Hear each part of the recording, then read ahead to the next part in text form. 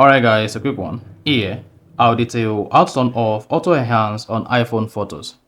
So if at the end of this you find this offer informative, please don't forget to like and then subscribe. Now the first thing you want to do is go ahead and open the settings app. On the settings page, scroll down, locate and click on camera. Once you selected camera, you want to scroll down until you get to Smart HDR.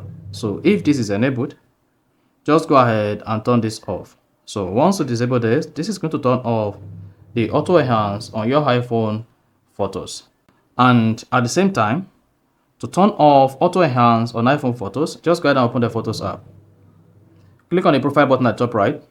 Then make sure to turn off View Full HDR. You can see automatically adjust the display to show the complete dynamic range of photos and videos. So if this is enabled, just go ahead and disable it and then you're good. So that's exactly how to turn off auto enhance on iPhone photos.